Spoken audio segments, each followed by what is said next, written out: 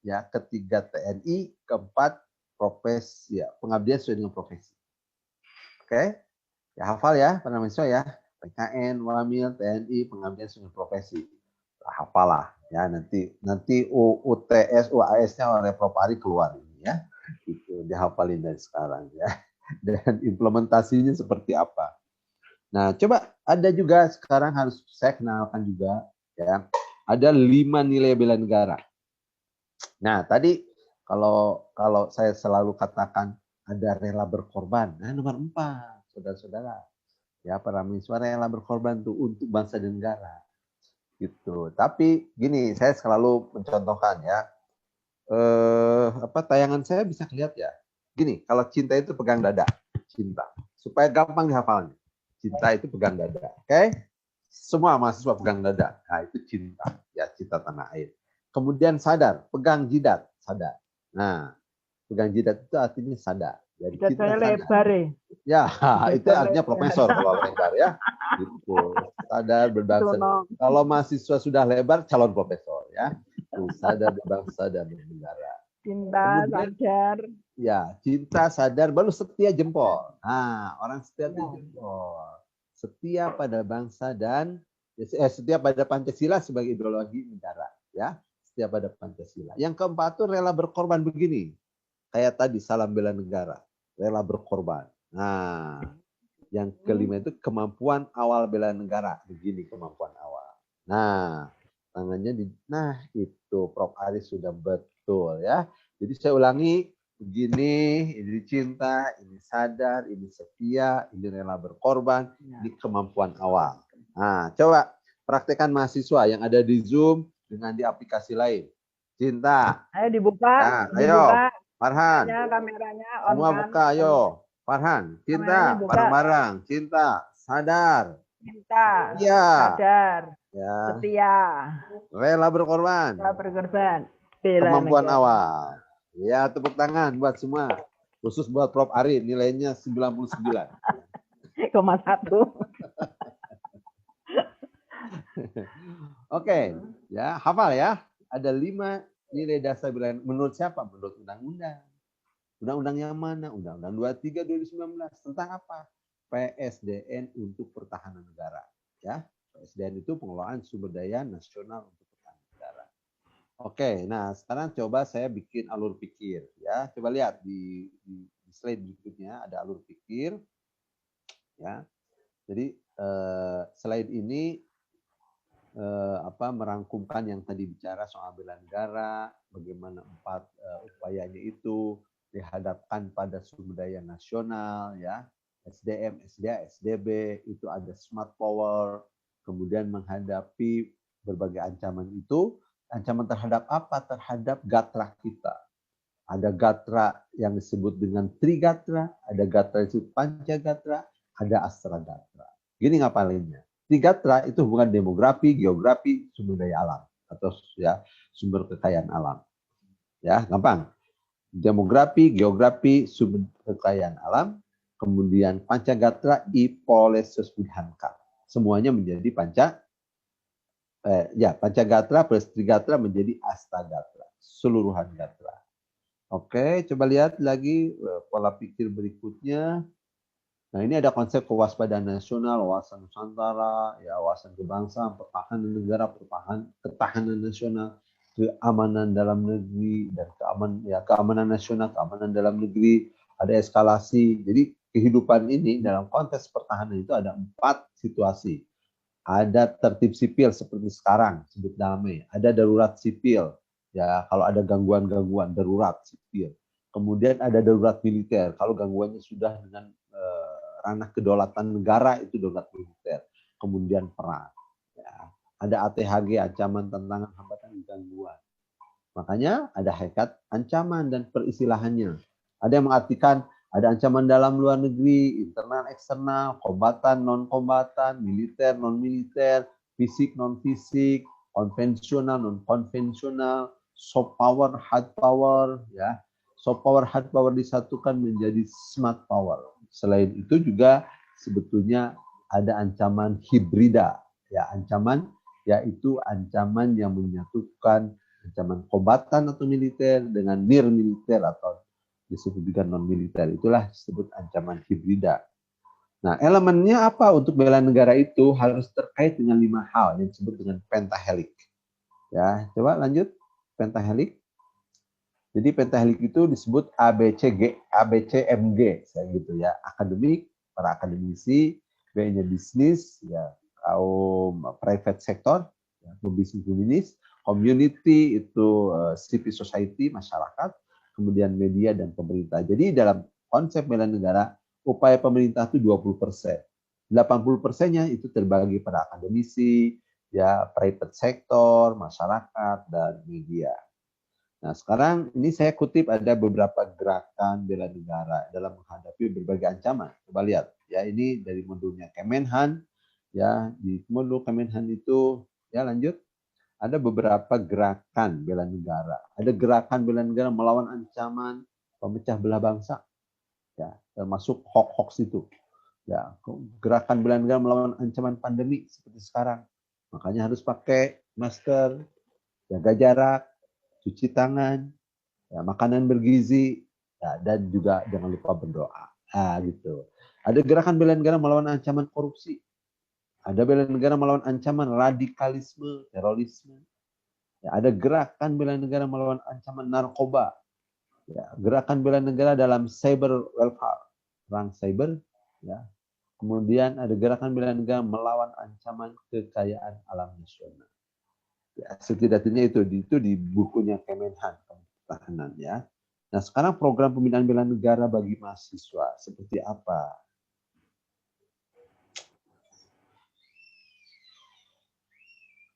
Nah, itu dilakukan melalui PKN, Pendidikan Kewarganegaraan, ya. Istilahnya itu ya, PKBN, Pembinaan Kesadaran Bela Negara.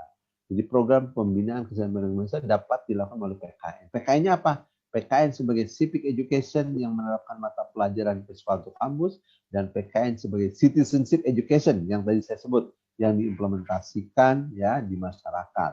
Nah, tujuan PKN di perguruan tinggi itu sendiri adalah untuk membentuk warga negara yang baik dan cerdas, good and smart citizen, yaitu warga negara yang cinta tanah air, patriotik, nasionalis, dan melaksanakan hak, kewajiban, tanggung jawab secara seimbang dan serasi dalam kehidupan berbangsa, bernegara, ya, bermasyarakat, berbangsa, dan bernegara. Ini saya tulis juga di sebuah harian yang berjudul Bela Negara versus Wajib Militer. Nanti coba adik-adik mahasiswa search tulisan saya ini. Nah, sekarang coba kita lihat bagaimana PKN dalam konteks bela negara ya. Karena tadi kan PKBN, ya, pembinaan ya kesadaran bela negara itu, ya, pembinaan kesadaran bela negara PKBN itu diwujudkan, diwujudkan melalui apa? Melalui PKN ya. Nah, PKN-nya apa?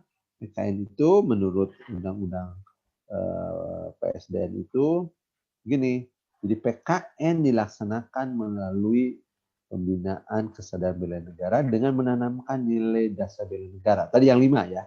Jadi PKBN itu menanamkan 5 nilai dasar bela negara. Cinta, sadar, setia, rela berkorban, kemampuan awal bela negara. Nah, ini dimaksudkan untuk apa? Diselenggarakan di 3 lingkungan yang tadi saya sebut. Ya, Lindik, lingkungan pendidikan, Linmas, lingkungan masyarakat, Linja, Lindik, Linmas, Linja, Lindik, Linmas, Linja. Nah, itulah ruang lingkup pembinaan kesadarannya ya.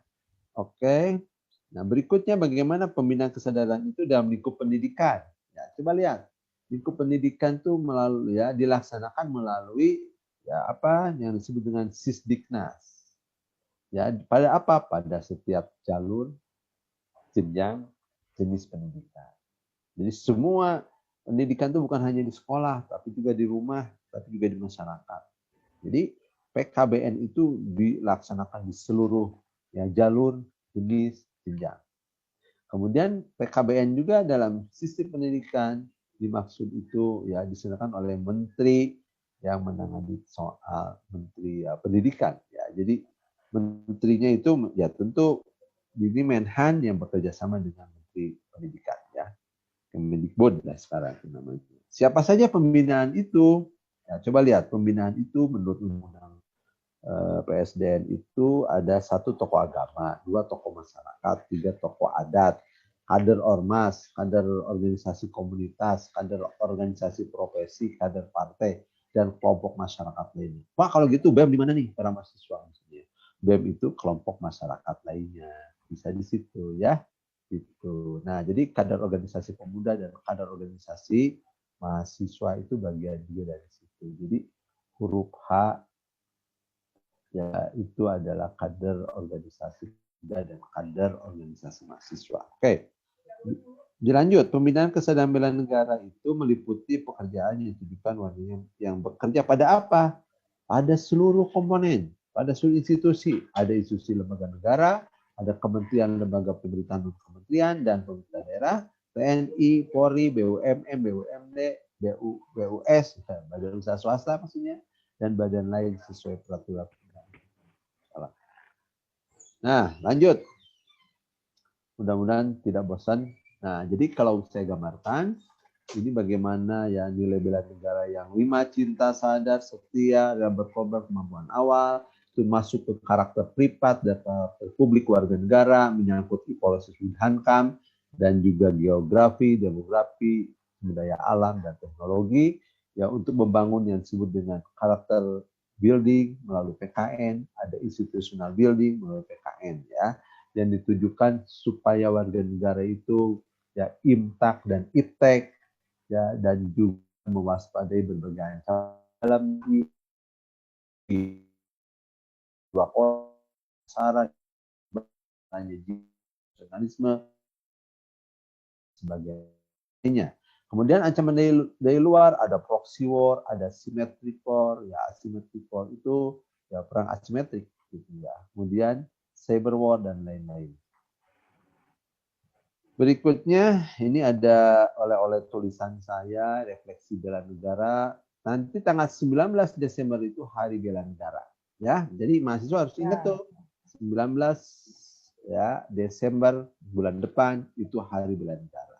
Ini saya tulis di sebuah harian. Kemudian tadi sudah saya sebut juga berikutnya coba bela negara versus wajib militer di kampus. Nah, ini juga di sebuah harian ya, ada di situ dituliskan di bulan Agustus 2020.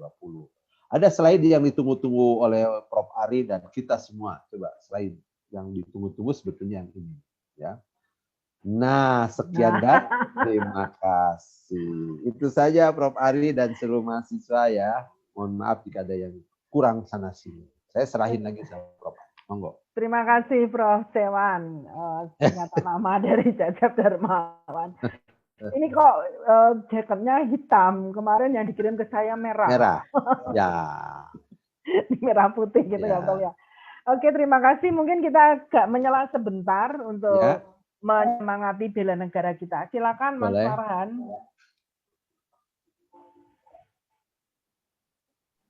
Ya Bu. Ya silakan. Diputar. Oh ya, kepada operator tolong diputar lagu berikutnya.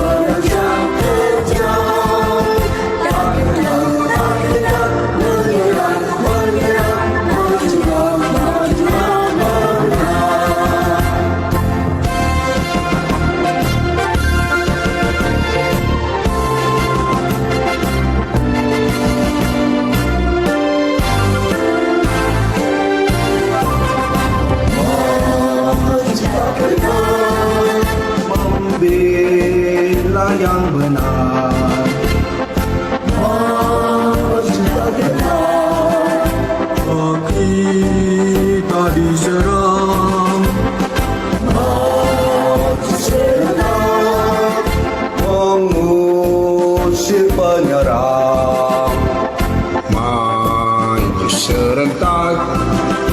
Tentu kita menang. Bergerak, bergerak, serentak, serentak, merekam, menerjang, terjang. Tak gentar, tak gentar, menyerang, menyerang, majulah, majulah, menang. Bergerak, bergerak, serentak, serentak, merekam, menerjang, terjang. Tak gentar, tak gentar, menyerang, menyerang, majulah, majulah, menang. Majulah, majulah, menang.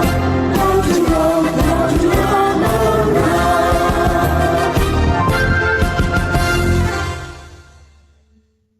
Bergerak, bergerak, serentak, serentak, merekam, menerjang, terjang.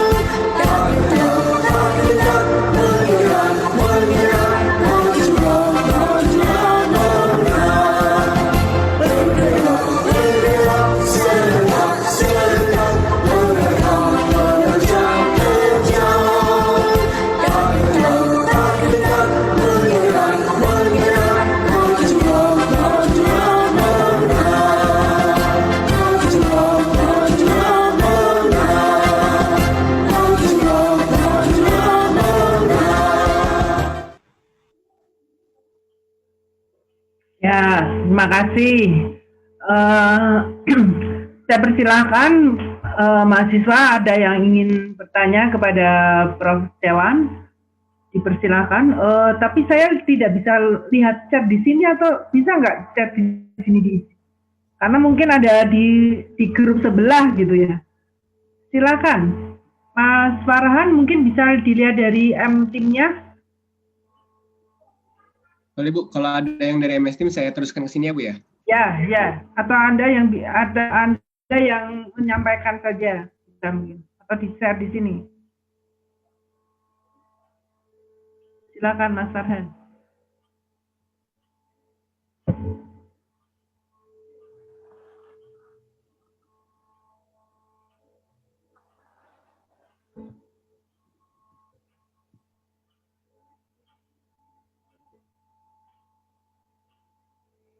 Prof. Dewan belum, masih di mute. Oh ya, gimana? Ya, ya. Bentar, ini karena ada dua tempat, jadi harus di-share juga di sini pertanyaannya. Jadi sinkronus, Silakan. Atau berapa dulu yang harus dijawab? Mas Farhan? Itu tadi sambil menunggu tadi, yang pertama tadi itu yang nyanyi guru besar dari Undip, Prof. Ya, saya tahu karena yang paling awal itu Prof. Komandannya itu rela berkorban yang seperti gininya nih, luar biasa rela berkorban. Saya tunggu next album Prof. Dewan juga ikut loh di Unpad. Ya, kalau perintah itu ya harus siap dilaksanakan, perintah senior itu. Yang kedua itu dengan mahasiswa saya S3, kebetulan ada stok lagu gitu loh. Mau ya udah ayo nyanyi gitu. Ya. Jelang 28 Oktober. Mas Farhan silakan. Di MS Team kalau ada yang mau nanya bisa langsung di kolom chat, nanti saya teruskan. Tapi sejauh ini belum ada yang bertanya Bu. Atau masa langsung belum aja ada yang boleh. bertanya? Misalnya langsung raise hand misalnya, kalau ada, kalau bisa silakan.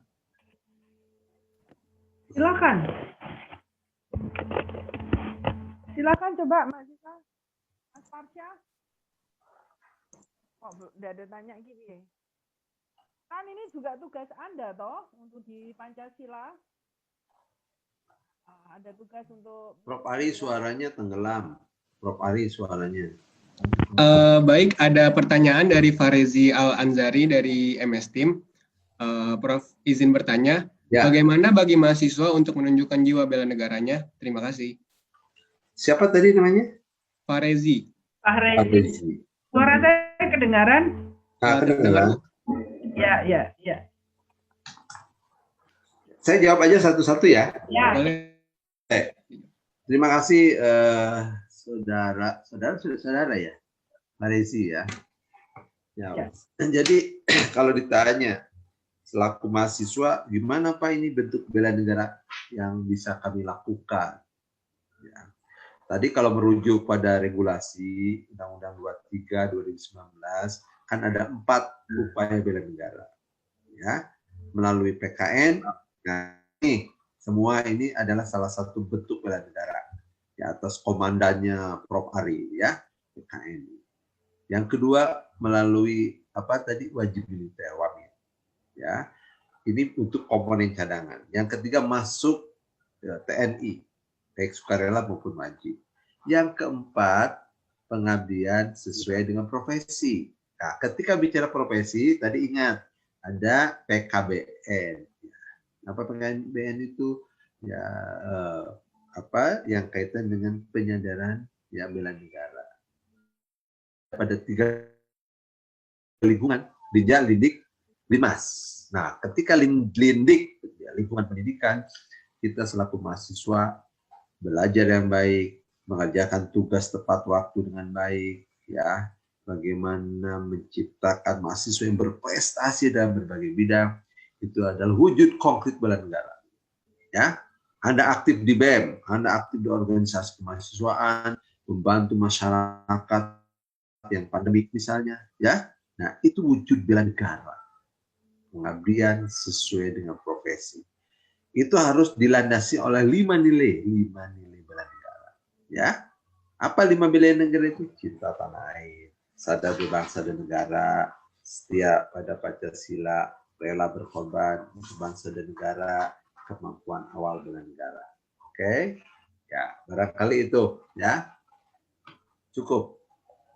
Bung Farhan, Yang lainnya, karena kan untuk Pancasila dan kewarganegaraan ini kan sudah ada materi. Yang materi ke saya ini harus mengkompilasi antara Pancasila dengan bela negara, antara Pancasila dengan identitas nasional, Pancasila dengan demokrasi, Pancasila dengan apa satunya lagi, lupa saya. Nah, artinya ini kesempatan untuk bertatap muka dengan Prof. Dewan untuk meminta pendapat beliau. Silakan. Baik, terima kasih. Ada pertanyaan lagi dari Anissa Tri Oktaviani. Prof, izin bertanya. Di saat-saat pandemi seperti ini, bagaimana cara memaksimalkan peran untuk bela negara? Terima kasih. Oke. Namanya siapa tadi? Fani. Anissa. Ya, Saudari Anissa, bagus sekali nih pertanyaannya dan sangat kontekstual ya. Bagaimana sebetulnya kita selaku mahasiswa mewujudkan upaya atau usaha bela negara di masa pandemi. Nah, pemerintah sebetulnya sudah bikin rambu-rambu pakai masker, ya, teman-teman pakai masker tuh. Ya, kalau sekarang kan memang jaraknya di rumah masing-masing, ya mungkin nggak ada siapa-siapa, kita saja yang nggak usah pakai masker nggak apa-apa. Tapi kalau keluar pakai masker, cuci tangan sesering mungkin. Ya, supaya apa? Kan kita tidak tahu siapa menulari siapa. Ya, belum tentu yang kelihatannya jalan baik-baik saja, belum tentu tidak tertular COVID. Ya, yang disebut kaum OTG. Ya, OTG ya. Bisa jadi misalnya menyebarkan virus. Tapi kalau dia pakai masker, nah relatif gitu bisa terjaga yang lain, relatif. Jaga jarak, cuci tangan, ya. Menjaga imunitas tubuh atau badan, berolahraga, berjemur, ya, insan religius banyak berdoa. Nah, itu bagian dari ikhtiar-ikhtiar bela negara ya dalam konteks pandemi, termasuk bagaimana mengorbankan ya semangat jiwa bela negara itu ketika kita membantu masyarakat yang terkena misalnya PHK, masyarakat marginal yang tidak punya misalnya masker atau hal-hal lain yang kita bantu. Ya, misalnya Anda dari siapa tadi Anissa ya mengumpulkan yang biasanya dikasih uang jajan oleh orang tua karena sekarang nggak ke kampus, bahu membahu yuk kita kolektif Ya, misalnya membantu ala kadarnya yang kita punya, atau ada barang atau makanan yang perlu kita sumbangkan kepada kaum papa, kaum marginal, itu juga bagian dari upaya bela negara yang konkret hari ini ya ketika masa pandemi. Itu Bung Farhan, ya Prof. Ari. Ya, terima kasih Prof. Dewan. Mas Farhan masih ada pertanyaan? Baik, terima kasih Prof.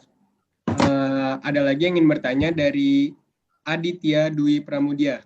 Prof, izin bertanya, bagaimana cara menangkal rongrongan kelompok-kelompok radikalis dan manuver geopolitik negara adidaya terhadap kelangsungan keutuhan Pancasila dan NKRI? Terima kasih. Ya, yang pertama apa kurang clear? Bagaimana cara menangkal rongrongan kelompok-kelompok radikalis dan manuver geopolitik negara adidaya terhadap keberlangsungan keutuhan Pancasila dan NKRI? Ya, bagus nih pertanyaannya. Ya, itu konsep geopolitik strategis ya, dan disatukan dengan pertahanan negara. Gitu. Tadi saya sudah jelaskan bahwa ancaman negara itu bentuknya bisa macam-macam. Ada ancaman luar, bisa ancaman dalam. Sifatnya bisa ancaman yang berbentuk militer, non militer. Ya. Nah, radikalisme yang Anda maksud tadi, ya. Kalau radikalisme dalam bentuk ancaman militer mungkin mudah kelihatan, kombatan, nanti tentara, TNI menghadapi. Tapi kalau radikalisme dari sisi soft power, paham, pikiran, mindset, itu lebih berbahaya. Nah, bagaimana menanggulanginya? Kita harus punya filter, ya, filter ideologi kita Pancasila, menanamkan 5 nilai Pancasila, menanamkan 5 nilai bela negara, ya.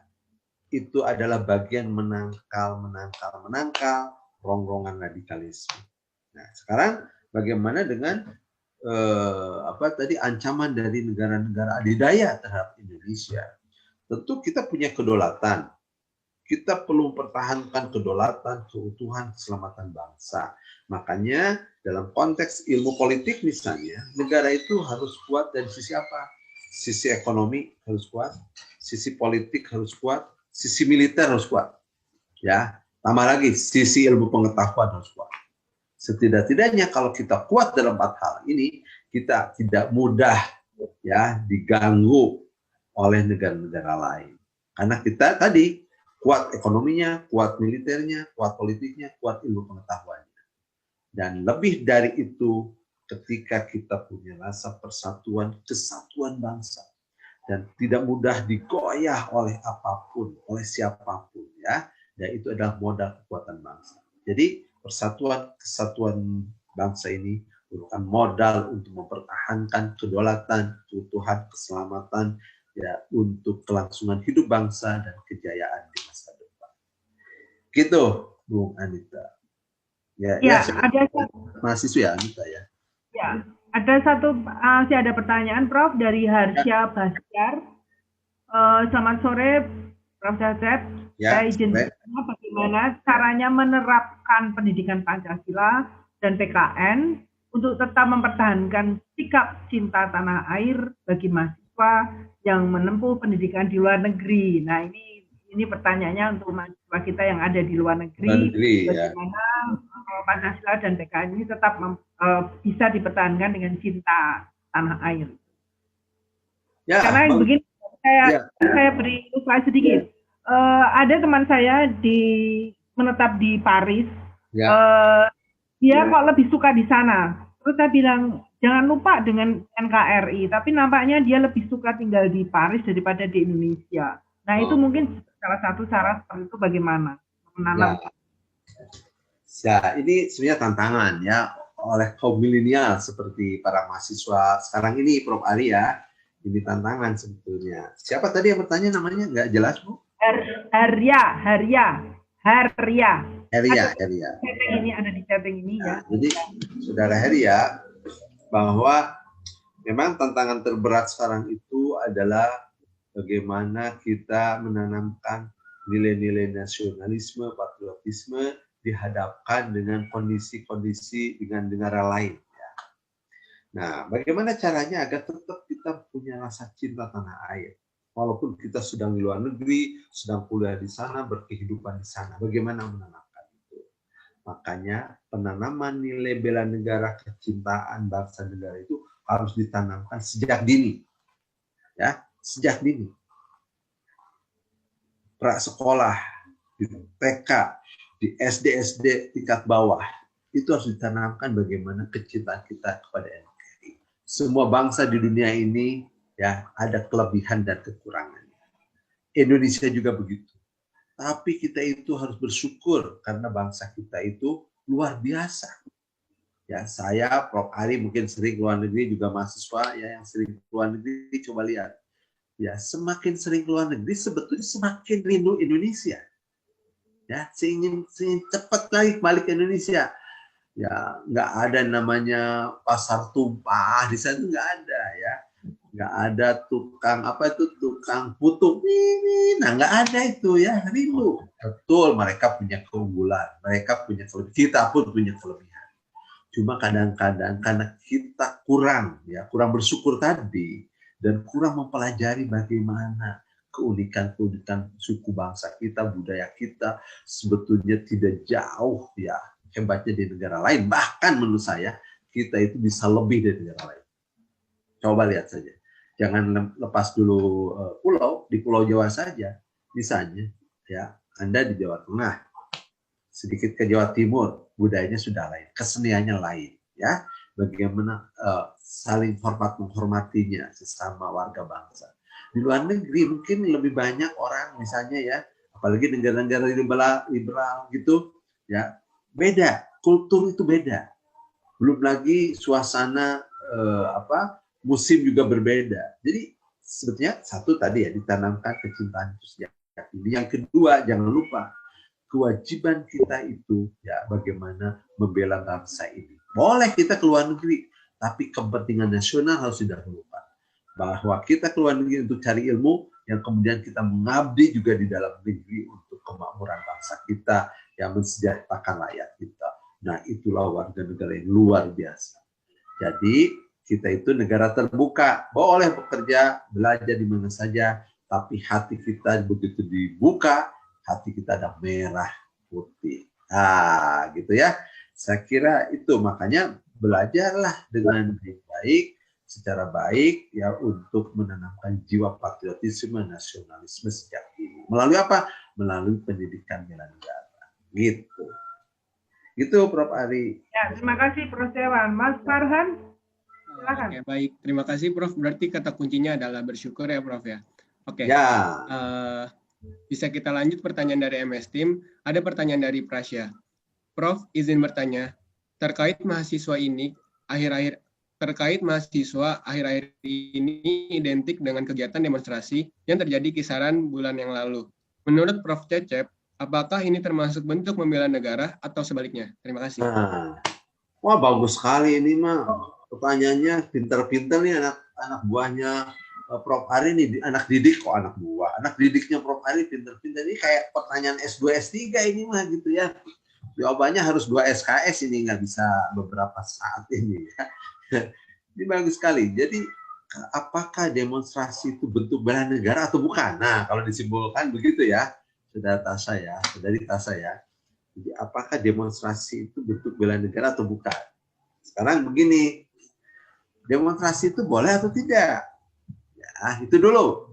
Boleh tidak? Yang boleh seperti apa, yang tidak seperti apa. Lalu apa yang mau kita demonstrasikan? Mendemo apa? Jadi kita tidak bisa menyimpulkan dengan dengan simplifikasi, disederhanakan saja. Demo bela negara, demo bukan bela negara.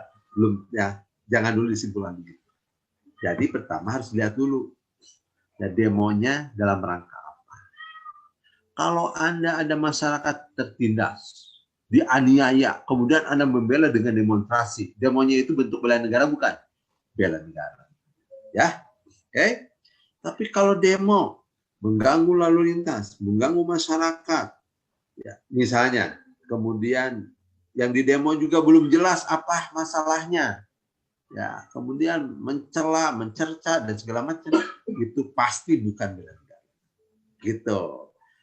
Tapi kalau ini nih, bela negara, ada keputusan pemerintah yang dianggap keliru, kemudian masih memberikan pengkajian, itu juga demonstrasi, memberikan kajian, hasilnya diberikan misalnya ke DPR kepada pemerintah, gitu ya, hasil kajian masuk, itu demonstrasi, demonstrasi bela negara banget, ya. Jadi tidak bisa disimpulkan bela negara demo itu bela negara atau tidak, tergantung kepada demonstrasinya, apa yang diperjuangkannya, dan dalam rangka apa untuk siapa.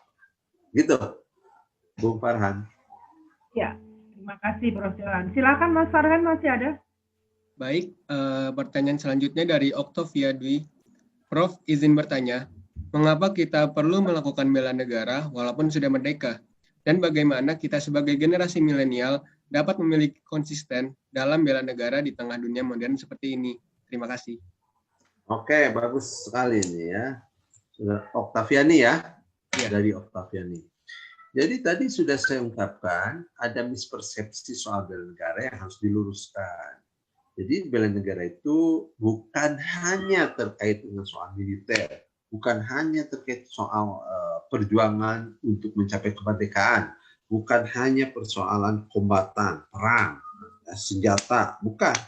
Bela negara itu tadi adalah hak, kewajiban, kehormatan warga bangsa untuk membela negaranya, kecintaan kepada bangsanya, ya, dalam rangka menjaga keutuhan, kedaulatan, keutuhan, keselamatan, dan kelangsungan hidup bangsa. Oleh karenanya, ya, bagaimana kalau begitu bela negara di era milenial, ada modern seperti ini? Kembali lagi kepada persoalan apa yang kita sumbangkan untuk kebaikan, kemaslahatan bangsa dan negara, itu adalah wujud konkret bela negara.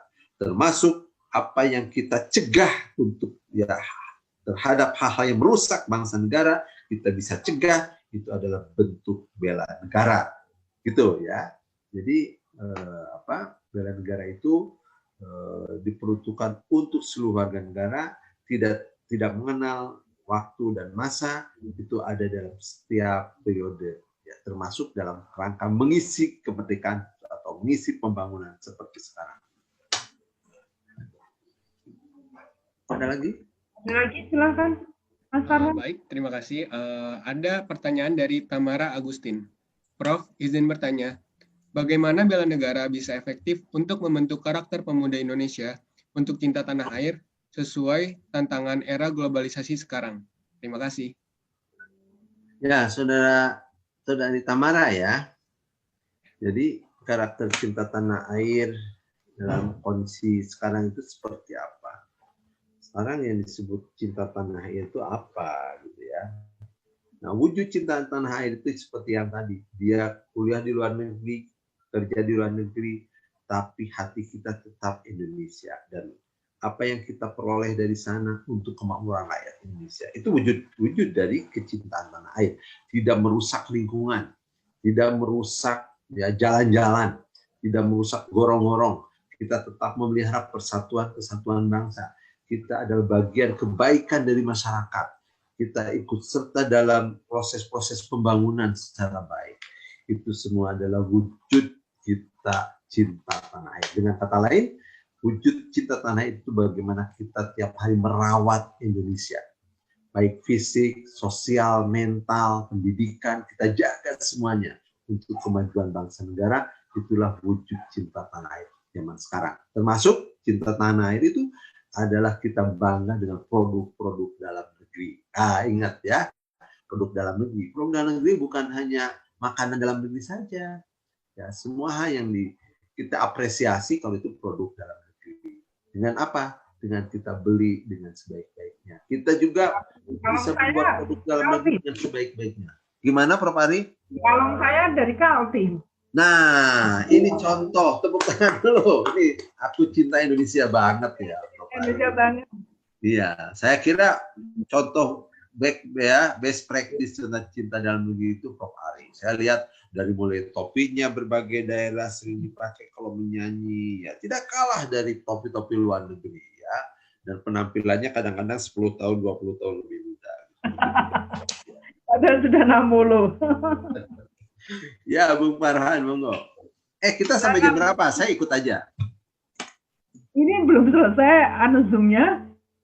Ya. Mas Farhan, Zoom-nya sudah di-upgrade, Bu, jadi 2 jam. Jadi kita bisa memakai sampai 2 jam ke depan. Jadi kita sesuaiin aja kapan selesainya. ya, silakan. Masih ada pertanyaan nggak, Mas Farhan? Kalau di MS Team belum ada pertanyaan, tapi mungkin izinkan saya yang bertanya. Nah, boleh menangkap. Ya. Tidak mengurangi honor Bung Farhan. Siap. Pada zaman sekarang kan masa modernisasi apa ya? Ya. Nah, bagaimana cara kita pengimplementasian bela negara pada masa revolusi industri 4.0 pada masa ini, Prof? Ya, 4.0 ya. Ya. Jadi bela negara dihadapkan revolusi industri 4.0 itu berarti kan di dalam ciri-ciri revolusi industri 4.0 antara lain kita harus punya sejumlah karakter atau literasi warga negara, literasi warga negara abad 21. Ya, menguasai iptek, teknologi, bahasa asing. Ya, kemudian menguasai berbagai internet kayak gitu, pengetahuan tentang TIK ya.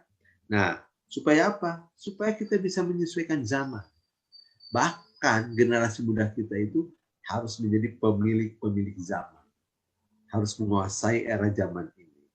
Ya, kita ini, ya Prof. Ari, saya itu hanya menurunkan, mudah-mudahan bisa menurunkan legacy sekarang itu ya, nilai-nilai baik, warisan-warisan baik untuk para generasi muda. Untuk apa? Menghadapi tantangan ke depan yang makin berat. Sekarang itu perang bukan lagi perang teknologi militer, ya, perang paradigma.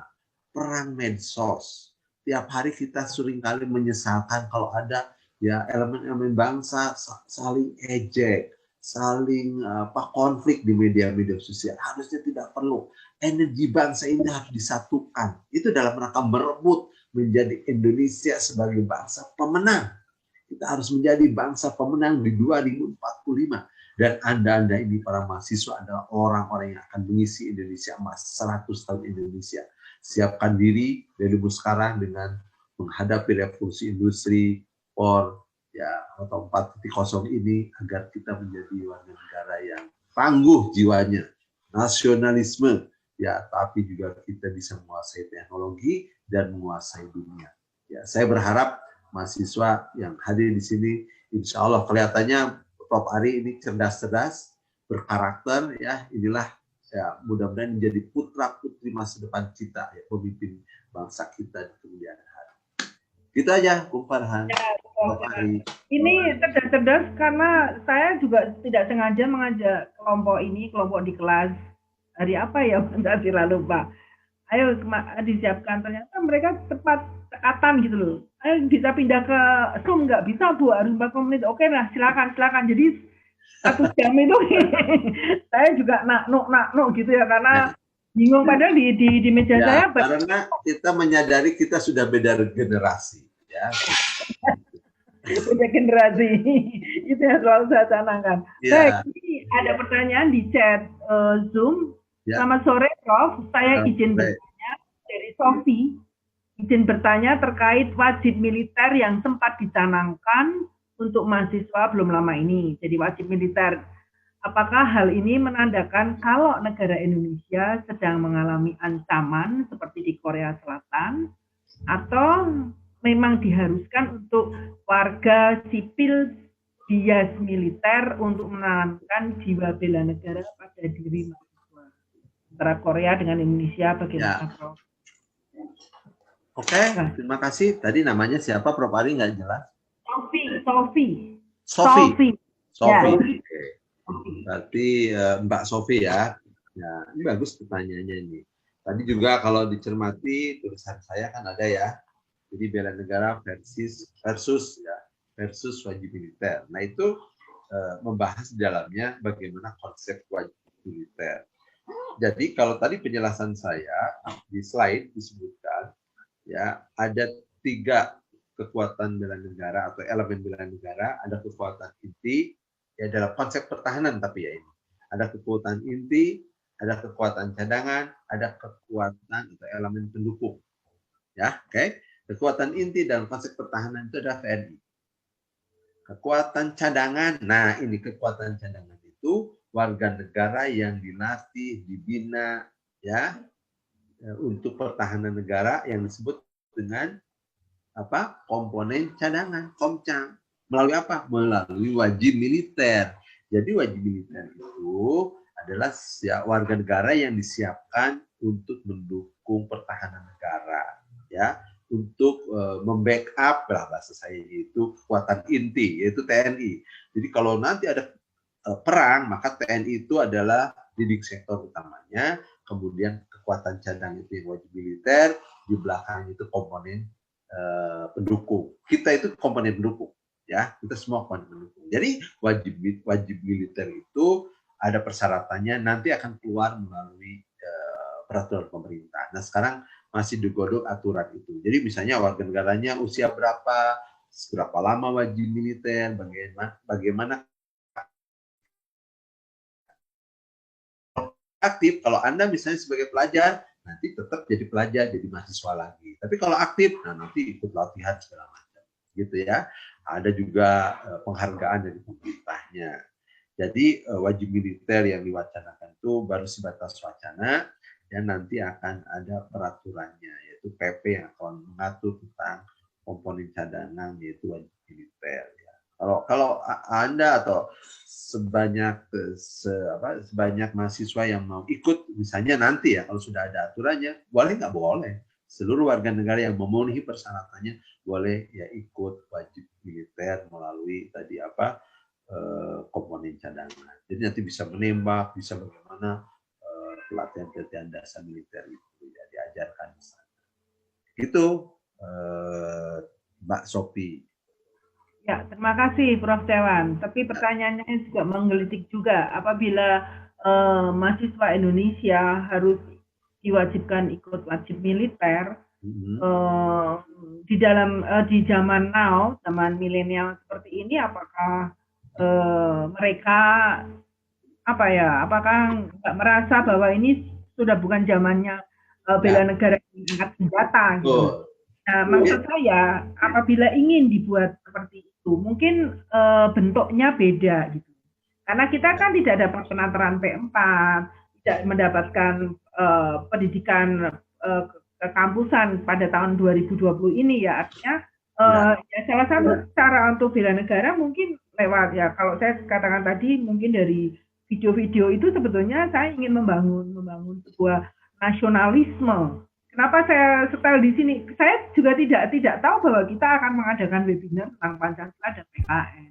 Dan lagu itu sudah tersedia. Artinya bisa lewat lagu, bisa lewat musik, bisa lewat apa saja yang menunjukkan bahwa ini loh mahasiswa zaman sekarang itu tetap concern terhadap bela negara, tetap survive untuk mempertahankan NKRI. Bahkan kemarin tugas-tugas yang dibuat mahasiswa ini, mereka walaupun sifatnya itu game, tapi game tentang kemarin itu lagu-lagu daerah. Kemudian game tentang Anda bisa bahasa daerahmu masing-masing seperti apa. Bahkan kemarin saya juga setelkan lagu daerah yang kebetulan memang sudah ada dan yang direkam bulan yang lalu. Artinya itu kan sebagai contoh bagaimana kita membela negara tanpa harus senjata yang mungkin ditanya. Saya sepakat dengan apa ya statement Prof. Hari ya, betul. Kalau dihadapkan dengan tantangan kita kan tadi saya sudah sebutkan ya bahwa tantangan kita itu bukan lagi perang militer, sekarang itu ancamannya non militer atau nir militer ya, bisa lewat budaya, bisa lewat teknologi, bisa melalui ancaman pandemi ya itu. Makanya kita itu negara yang tidak menganut sistem pertahanan aktif, tetapi kita itu defense studies. Sistem pertahanannya itu adalah tidak untuk menyerang negara lain, tapi untuk bertahan. Makanya kita konsepnya bukan wajib militer, kita konsepnya bela negara. Ya beda dengan Singapura wajib militer, Korea juga wajib militer ya. Nah kita itu adalah bela negara konsepnya. Karena apa? Karena wajib militer itu hanya satu bagian dari bela negara. Ya, dan itu pun ada persyaratan, tidak sembarangan ya, dan itu sifatnya itu nanti akan diatur ya sukarela, gitu ya, sukarela. Konsepnya wamil secara sukarela tidak bisa dipaksakan. Kalau di negara yang pakai wajib militer, ya itu wajib seperti di Amerika ya, di Singapura itu semua wajib ikut wamil gitu. Kalau kita ya itu sukarela ya, karena konsepnya beda. Tadi doktrin pertahanannya bukan untuk menyerang, tapi untuk bertahan, mempertahankan kedaulatan keutuhan tadi ya. Begitu tambahan. Monggo. Terima kasih Prof. Dewan. Mas Farhan masih ada pertanyaan? Di MS Team sudah tidak ada pertanyaan lagi, Bu. Ada pertanyaan. Cukup ya. Ya, karena sudah 5:30 ya, sudah akhir. Ya, di Semarang sudah sore, sudah menjelang maghrib. Itu kan masih terai hujan, Prof. Oh, Hujan. alhamdulillah, mudah-mudahan berkah ya. Tapi kan anak-anak dari Sabang sampai Merauke nih, nggak tahu dari Kalimantan, dari Jawa Barat. Ini kan semua stay at home, jadinya kan. Oh iya betul. Saya nggak sadar, disangka saya di sana apa di semua di sana. Saya sendiri udah tua kayaknya, jadi nggak sadar juga Zoom ini kan di rumah masing-masing. Masing-masing. Ada yang dari Aceh, ada yang dari Kalimantan. Jadi Prof. Ari, kita sudah pas ini ya webinar nasional, kuliah umum nasional. Oh iya. Jadi Pesertanya nasional. Pesertanya dari berbagai daerah nih, dari Ya. Sabang sampai Merauke. Ada dari Aceh kemarin ada, karena dia saya suruh nyanyi lagu Jempa, Bunga Jempa bisa dia. Dari NTT juga ada. Nah, Tapi pokoknya para mahasiswa dengan Prof. Ari itu happy aja. Ya, bela negara menyanyi melalui seni budaya. Ya, melalui apresiasi kesenian. Oh, ini pokoknya angkat jempol lah ya. Gitu. ya kalau saya kuliah selalu saya setelkan lagu dulu gitu. Lagu ini nanti ada hubungannya dengan aging and elderly. Jadi ada penuaan. Itu bagaimana orang-orang tua yang romantis gitu. Pokoknya legacy seperti itu harus ditanamkan kepada generasi muda. Iya. Biasanya konflik-konflik itu karena perasaannya kurang disentuh. Sosial itu kurang, jiwa seni, ya, jiwa puisi, gitu. Nah itu kurang, jiwa sastra. Sering kan jadi konflik. Kalau orang punya kesenian, berkesenian, punya sastra, itu perasaannya halus dan ya berkompromi gitu. Ya, otak kanan sama otak kiri sama otak kanan harus seimbang. Ya. Selama ini kan otak kanan nggak pernah bekerja. Nah, kemarin tugas-tugas mahasiswa pengantar ilmu sosial kemarin, saya minta untuk saya silahkan mengeksplor bakat mereka untuk itu, bentuk apapun juga saya terima. Saya minta masukkan ke link YouTube, baru masuk ke assignment yang saya buat. Itu sebagai contoh untuk mengeksplor bakat mahasiswa sampai sejauh mana. Karena ketika saya mengeksplor begitu, saya pasti menemukan ada beberapa mahasiswa yang pinter dalam teknologi. Dan yang membantu tadi di video tadi, yang crash title yang di belakang itu mahasiswa administrasi bisnis tahun 2019. Baguslah, pokoknya Prof. Ari itu leader kita ya. Saya juga Prof. Ari ngebantu itu ada jurnalnya Fakultas Sastra atau Budaya ya. Prof. Irianto itu di bawah Prof. Irianto ya. Di Prof. Irianto di Undip itu saya juga ngebantu di jurnalnya sebagai di Fakultas apa, Prof? Budaya ya, Fakultas dengan Profesor Irianto. Oh ya, Prof. Irianto dengan Prof. Denny. Saya ngebantu udah mungkin 2-3 tahun ini jurnalnya di situ. Ya betul, jurnal yang di RIP dan Prof. Denny dari UI juga. Persis. Jadi saya sudah jadi keluarga besar Universitas Diponegoro. Ya, terima kasih teman-teman. Itu saja, terima kasih Prof. Ari ya. Atas dosen tamunya, jangan lupa sertifikat bagi saya ya. Pasti itu sebagai salah satu syarat ya. Baik, kalau sudah tidak ada pertanyaan lagi, mungkin bisa kita akhiri. Prof. Ari, sebelum berakhir boleh nggak saya permohonan sedikit? Ya, silakan Bung Farhan atau teman lain mahasiswa ada pesan-pesan ya, kesannya apa kuliah kayak ini? Oh ya, silakan Mas Farhan minta mahasiswa untuk bicara. Mbak Sofi? atau Mas Mbak Sofi. Cecep. Oh, itu ada namanya Cecep Namanya Fakih. sama. Kita satu marga, satu marga. Ya, sebenarnya. Silakan Mas Farhan dipimpin itu mahasiswanya yang dari MS di sana. Ya, mahasiswa dan mahasiswi saya ingin dengar gimana kesan-kesannya. Evaluasi. Oke. Silakan Mas Farhan. Saya sampaikan di MS dulu ya. Ya.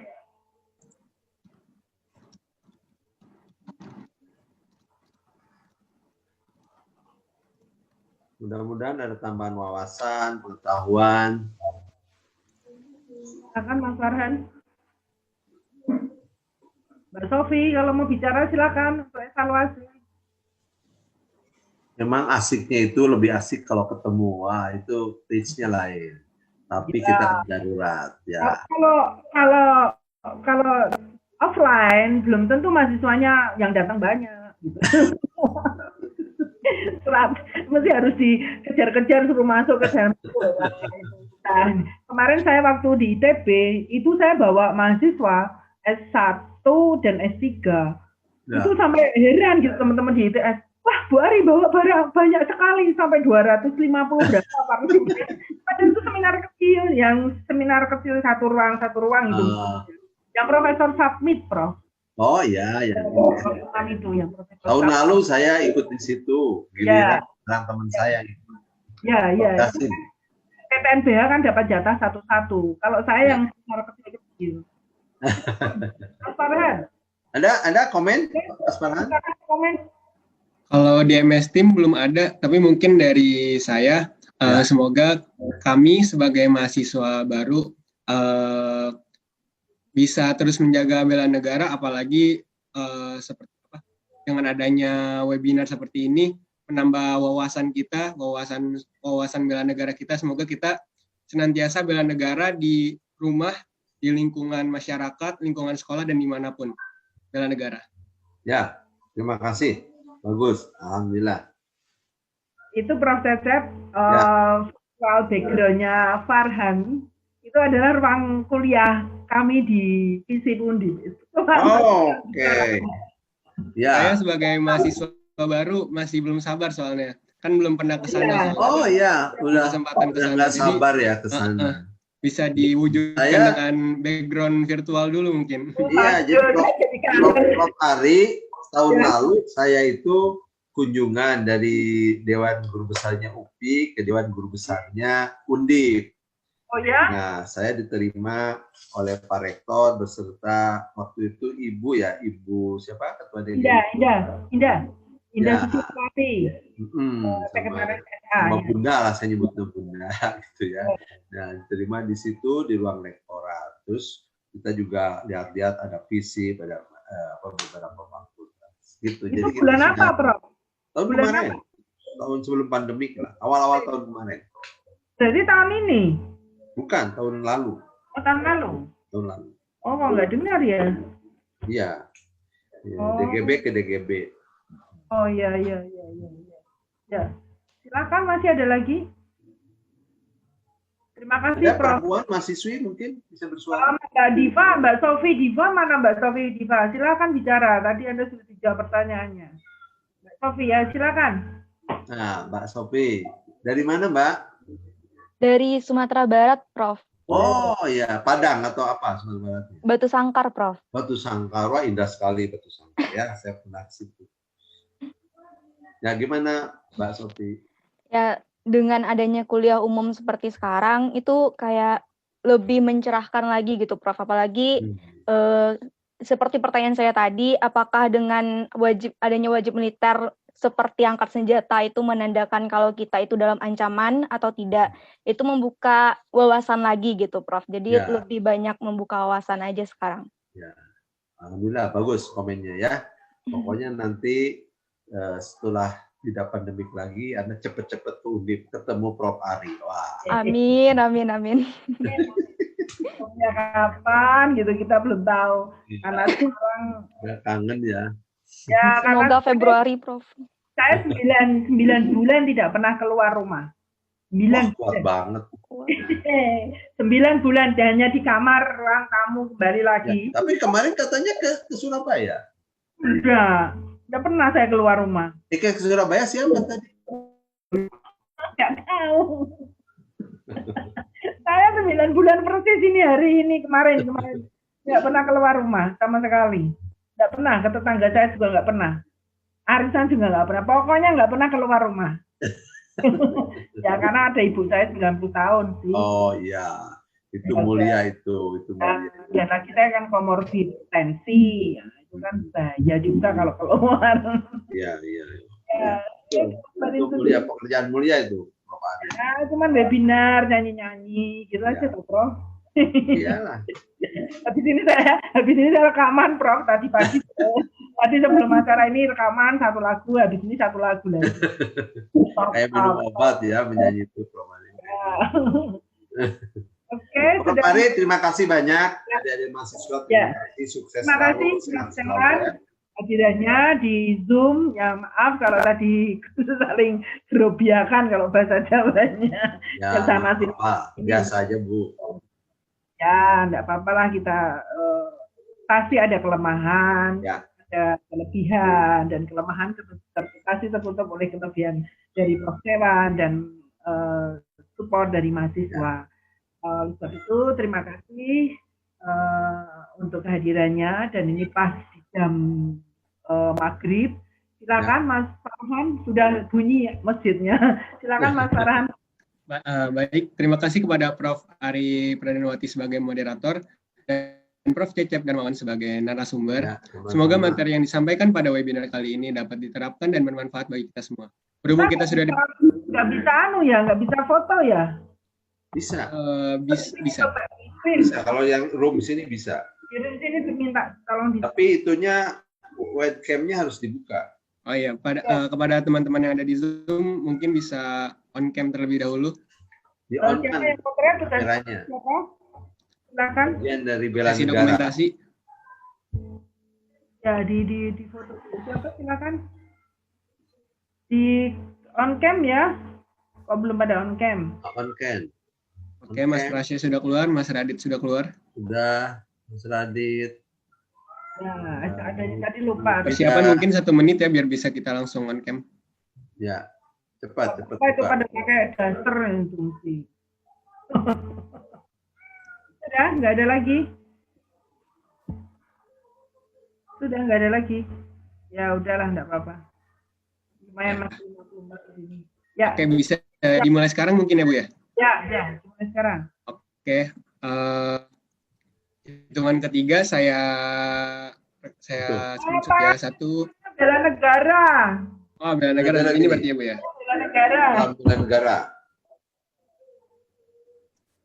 Baik, pada hitungan ketiga, 1, 2, 3. Oke, lagi. Sekali lagi. Pada hitungan ketiga, 1, 2, 3. Oke, terima kasih. Ya, terima kasih semuanya ya. Ya. Prof. Ari, terima kasih. Salam buat Pak Rektor, Pak Dekan semuanya ya. Dan terima kasih Prof. Ya. Oke, silakan kalau mau keluar dari room ini. Terima kasih para mahasiswa yang sudah membantu. Ya, mahasiswa sehat selalu ya. Izin saya Prof. Ari dan semua mahasiswa saya live ya. Ya, terima kasih. Baik, terima kasih Prof. Ya, terima kasih semuanya. Sehat selalu. Terima kasih Mas Farhan dan Mas Fasya dan teman-teman para mahasiswa yang sudah membantu webinar sore ini. Dan kita masih ketemu 1 kali lagi di webinar pengantar ilmu sosial dengan Prof. Neni Yuliani minggu depan ya. Jadi berarti nanti saya harus memintakan izin lagi untuk yang yang agama Islam ya. Minta mundur aja kuliahnya, tapi tetap kayak tadi absensi. Terus yang absensi yang ini memang saya belum absensi yang pengantar Pancasila yang habis ya. Yang silakan yang HI atau DPP chat di grup, nanti saya sampaikan ke adminnya untuk absenkan acara ini. Dan kita masih ada satu lagi yang minggu depan itu dengan Prof. Neni itu tentang digitalisasi ya, artinya dalam masa pandemi ini. Dan itu juga cukup bagus karena Prof. Neni adalah bidangnya memang humas ya, artinya, tapi karena beliau yang bersedia untuk menjadi pembicara. Jadi Prof. Sewan, Prof. Sese, Prof. Neni itu teman saya waktu kuliah di S2, S3 di Unpad. tahun 96 kami berpisah. Jadi ketemu 88, 96 pada lulus semua. Jadi baru ketemu di pandemi ini tahun 2020. Jadi kita di grup WA itu tidak hanya sekedar guyon atau apa, di situ kita berwebinar bersama, menjadi pembicara di universitas di mana teman-teman tadi berada, membuat buku. Jadi kami itu membuat buku juga. Jadi grup WA itu tidak hanya sekedar guyon-guyon, tetapi ada maknanya juga, nyanyi virtual, membuat buku, terus webinar, terus menjadi pembicara di antara universitas-universitas yang ada dari Sabang sampai Merauke yang saya buat. Memang saya komandannya ya, artinya saya membuat WA itu dan melakukan kerjasama dengan teman-teman. Jadi Anda boleh meniru bagaimana kita tapi tetap berkarya, tetap mengajar, tetap webinar, tetap melakukan semuanya. Jadi tidak ada bedanya offline ataupun online gitu ya. Terima kasih, sampai jumpa besok minggu depan ya. Tapi kalau besok kuliah tetap jangan. Ya. Terima kasih Mas Farhan, Mas Farsya. Baik, terima kasih. Saya live dulu atau gimana? Live dulu ya. Oke. Baik, Prof. Terima kasih untuk Zoom-nya ya. Untuk Zoom-nya itu harus bayar apa enggak? Teman kita ada yang masih punya 2 jam, dia waktu itu mungkin pernah bayar. Alvina, Bu. Mungkin bisa langsung tanya ke Alvina. Itu Kak, nanti hubungi saya di grup ya. Oh ya, siap. Bu. Untuk masalah. Ya. Oke, terima kasih. Oke, terima kasih, Prof. Kasih, Prof. Prof. Makasih, Prof. Kan buka dong kan, ini video gua. Lega. Video gue buka kan, anjir. Gua cabut. Assalamualaikum. Salam, ya udah cabut.